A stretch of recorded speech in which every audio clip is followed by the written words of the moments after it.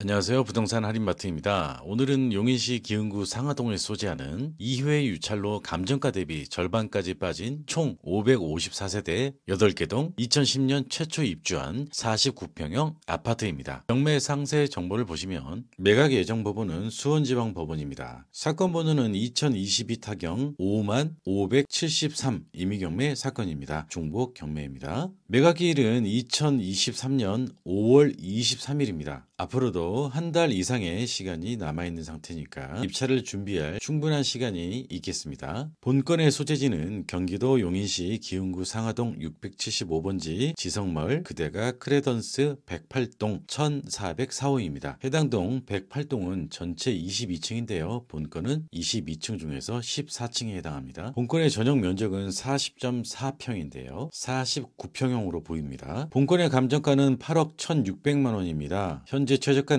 두 번 유찰돼서 감정가 대비 절반가인 3억 9,984만 원입니다. 매매 실거래가를 확인해보니 최고가 매매 사례가 2021년 8월 25일에 14층이 7억 2천만 원에 거래되었고 2022년 1사분기까지는 부동산 경기가 지금과 같지 않았어서 매매 효과가 더 높았을 것이기에 그 당시 2022년 초에 매물들의 매매 효과를 참고한 감정평가사가 다소 높은 감정을 한 것으로 보입니다. 현재 네이버 부동산에 올라있는 동일 평형의 매물을 확인해보니 딱 한 세대가 나와 있는데요. 경매 물건과 동일한 동의 물건입니다. 108동의 중층 물건이 6억 7천만 원에 나와 있습니다. 그러면 경매 최저가와 비교했을 때 약 2억 7천만 원 정도 경매 최저가가 낮은 수준이기 때문에 매력이 있는 경매 물건이라 볼 수 있겠습니다. 본건은 지성역 에버라인 남서측에 위치하고 있고 인근에는 노선버스 정류장 및 지하철이 있어서 대중교통 사정은 양호한 것으로 보입니다.